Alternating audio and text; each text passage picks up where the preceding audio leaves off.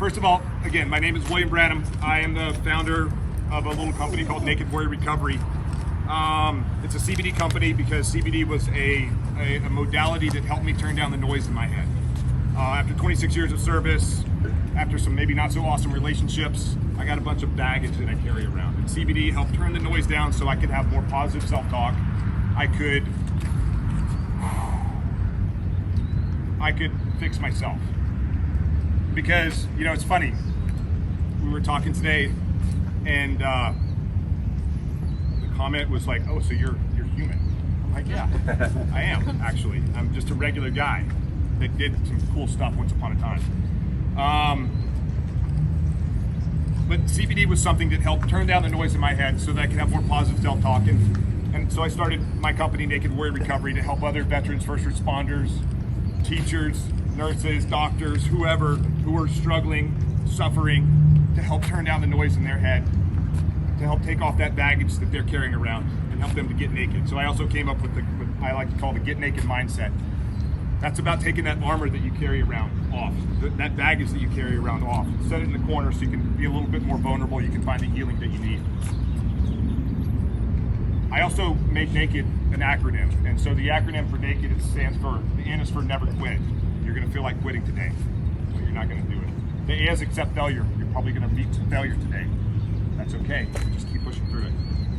The K is to kill mediocrity. The fact that you showed up today, you're already killing mediocrity in your life. The E is expose your fears. This is a scary workout. Again, you're showing up, you're exposing those fears and you're working through it. And D is do the work, because this is work.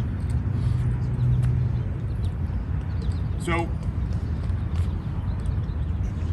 it was a fall morning, about 08:30. We finished morning PT. We're loading the trucks, ready to go to the range. I was an instructor at sniper school. We got in the students had already left. I got in the truck with one of the other instructors. We turned on the radio, and the guy on the radio was talking about the World Trade Center bombing back in the early 90s, where some terrorists put some demolitions in the back of the truck, parked it underneath the World Trade Center, and set it off. It didn't do that much damage, just some minor structural damage to the World Trade Center. You know, kind of the thought about that is that's not rational thinking. And then the guy, and we're kind of talking about that, we're like, that was weird that someone tried to do that. And then the guy talked about someone flew an airplane into the World Trade Center. And we're thinking, what dummy was trying to fly his plane in between the towers? Maybe it was like some sort of, he had a fight with his girlfriend, he was suicidal, and he smashed his little crop duster airplane into the World Trade Center. Then the guy said it was a commercial airliner that crashed into the World Trade Center. So now Jeff and I were like, what the hell's going on?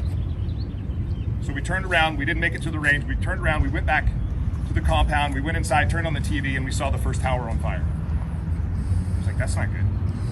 So I called the class back so they could see what was going on the television. Maybe they had family members that worked in the World Trade Center. Maybe they had family members that was on that aircraft, that commercial aircraft that crashed into the towers. Still, it didn't make sense.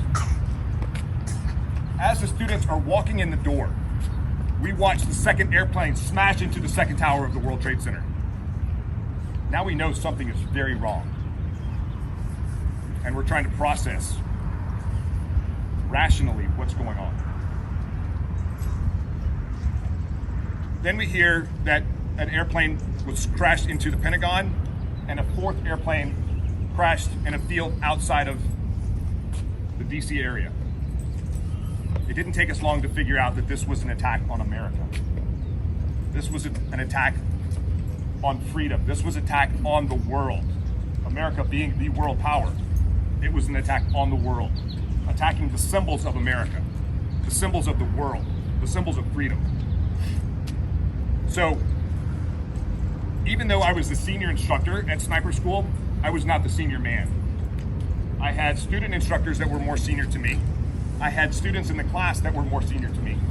And they all turned to me and said, what do we do? And I said, I don't know. This isn't reasonable. This isn't rational thinking. What rational thought would make 20 individuals take over 4 aircraft and smash them into buildings, killing thousands.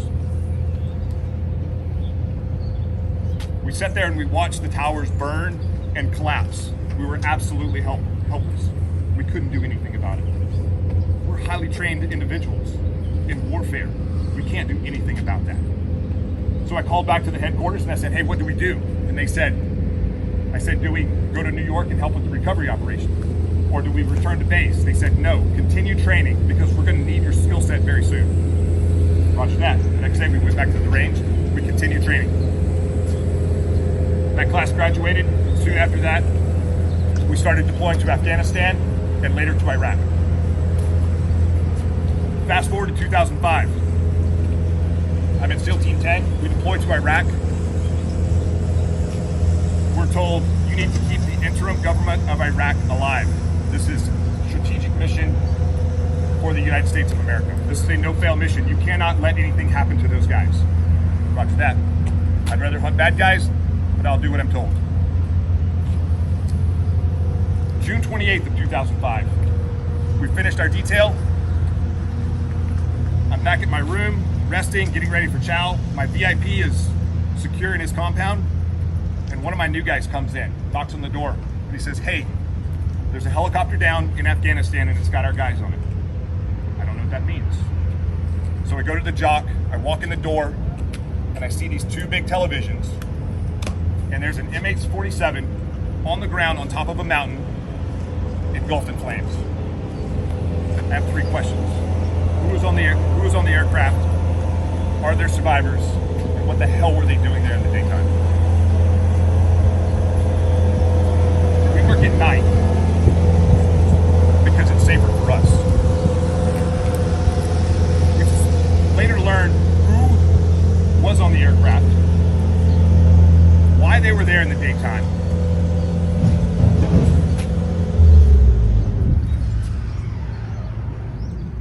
and what to do next. So we soon found out who was on the aircraft and who died and why they were there. But we didn't really learn why they were there in the daytime, what really happened. So on that day, we lost 11 SEALs and 8 Army Nighthawk, Night Stalker aviation professionals. Their names are Michael Murphy, Danny Dietz, Matthew Axelson, Eric Patton, Dan Healy, James Sue, Jacques Fontaine, Eric Christensen, Jeffrey Lucas, Mike McGreevy, Jeff Taylor. Those are the SEALs. The Army Night Stalkers were, I'm going to mess up their names because I didn't know them personally. Shamus Gore, Corey Goodnight, Kip Jacoby, Marcus Morales, Stephen Reich, Michael Russell, Chris Schirkenbach, and James Ponder. Those are the Army guys we lost that day. So we never really found out what happened until we got back from that deployment. The commander of Special Operations Command came down and briefed us on really what happened. And I'll probably mess up some details, but I'll give you the overview. You've probably already heard it a few times. I've got a little bit of a different perspective on it. So, SEAL Team 10 Echo Platoon deployed to Bagram, Iraq. They were going after a bad guy. He was a warlord in the area. They wanted to have as much intel as possible before they did an assault and took down that warlord. So they put 4 guys on the ground about 2,500 kilometers away on top of a mountain. You can't see that much from that far away, but it was far away that they were out of danger. The bad guys in the compound would never know they were there, and they could get sort of a pattern of life. They could see women, children, fighters, vehicles, weapons, things like that. Until they could pass back to the headquarters in preparation for the assault on that compound. So the SR team, Special Reconnaissance Team, they came in via MH-47, big 2-turbine helicopter. The mountain was so steep that they had to fast rope in. The helicopter couldn't land to let them run off. It was so steep, they had to fast rope in, and when they hit the ground, they rolled about halfway down the mountain because they're carrying about 150 pounds worth of equipment. radios, water, food, hide material, a lot of stuff. Weapons, ammo. And so once they finally stopped rolling down the hill, they put their rucksacks on and they marched back up the hill, found where they were supposed to set up a hide site. It's never on the ground, never the way you think it's going to be. They eventually got to a hide site. They made a big ruckus getting there. You know, big helicopters spinning around, but they thought they were far enough away from that compound. There were no bad guys. No bad guys would find them. Well, the Afghanis, they know the mountains. They know everything about that area. And we got 4 dudes carrying about 300 pounds worth of equipment, breaking brush through an area that they've never been in before. At night, they're going to leave some signs. So the Afghanis knew that something was up because they could hear the helicopters in the area. So they sent a young shepherd boy. And yes, they do have shepherds that move sheep and goats around the area. Young shepherd boy, they said, go see what you can find, because we know that they will not kill you. Shepherd boy went looking. He saw some signs. Look at that. There's probably someone may have been here. They may still be here. He walked right into the middle of the hide site that they had set up. It scared him just as much as it scared them. They wrapped the guy up, but they made some mistakes. When they landed, they made comms back to the headquarters, but they couldn't make comms because they were using satellite communication, and there was a big mountain in the way of the satellite. You can only talk if you can see the satellite. So they never made comms. Once they got to their hide site, the mountain was still in the way. They never made comms. Eventually they decided to let the kid go. He went back, he did his job, and he let the people who sent him know that there were Americans. And the SR team stayed. They didn't leave. They should have left. They should have waited till night, let the kid go, and then aborted the mission. But they didn't. They stayed. Rational thinking. They were thinking rationally. What could possibly go wrong? We're well trained. We can do a lot of stuff. We can handle pretty much anything that's thrown at us. But the enemy came at them from an angle they did not expect, from a high angle. Caught them off guard, shot them off of a mountain. These guys still don't have comms with the headquarters. Lieutenant Michael Murphy, after being wounded, after several guys were wounded, and they were pushed pretty much off the mountain into a ravine with big rocks. Now they were kind of protected, but they had at least 3 guys wounded, and they didn't know where Marcus Luttrell was. So Michael Murphy said, we need help. My job is to get you out of here, to save your lives. And so he climbed up on the highest peak, the highest point that he could, exposed himself to direct enemy fire, held his satellite phone high in the air as best he could, and kept hitting call until the call went through, until it made comms to the headquarters in Bagram. And he said, we are troops in contact, multiple wounded. And he got shot while he was up there again. He continued to fight until he was wounded mortally. The guys back in Bagram got the message. They went and woke up the helicopter pilots. Hey, we have guys in trouble right now. We need to get there now. Not a single member of the Army or from the SEAL teams said, I don't think we should go in the daytime. The Night Stalkers only fly at night. If you've ever seen the movie Black Hawk Down, that was Task Force 160. They are the best in the world. They only fly at night. They said, let's go. So 4 helicopters, 2 full of SEALs, 2 gunships, went to that mountain. They started to land. The first helicopter started to land, and the Taliban shot them down. And that's where we lost those 16 guys. The other helicopter, I talked to guys that were on the other helicopter. We almost had 2 helicopters down. They said RPGs were flying right past us. I don't know how we didn't get hit. This workout is named after Michael Murphy, who went above and beyond to try and save the lives of his men on the ground. after being mortally wounded.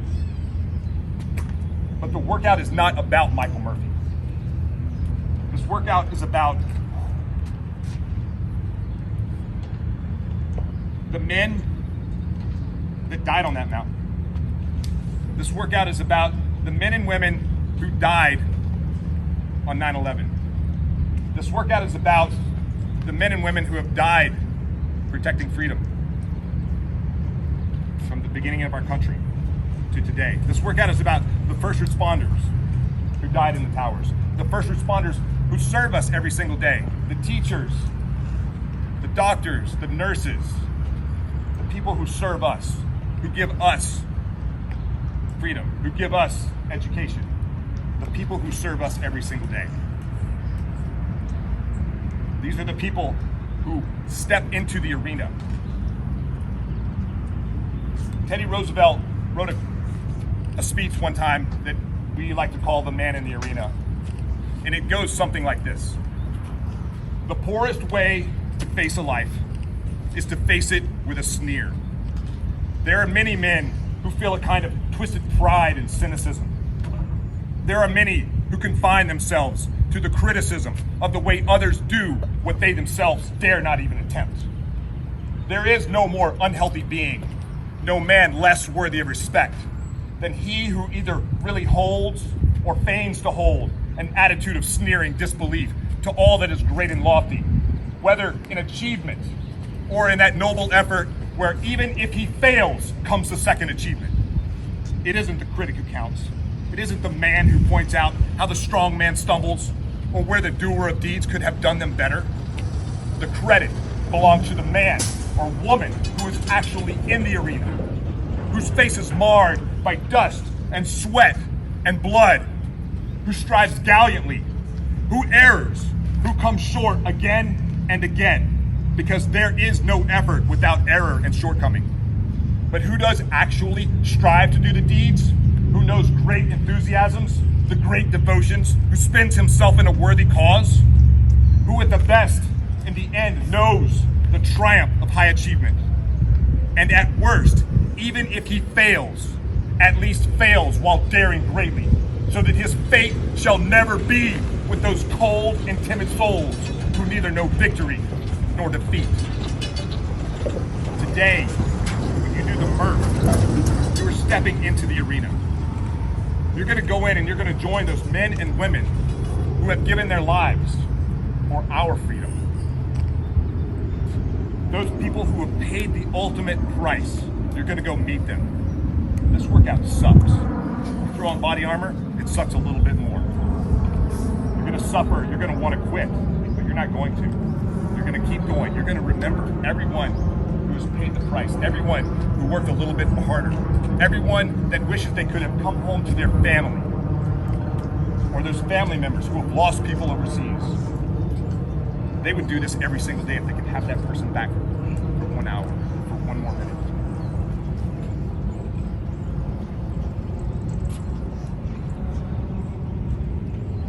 So I want to thank you guys for coming out. This is going to be an awesome event. It's going to be super fun. At least we have the heat to kind of keep us going today. And thank you guys.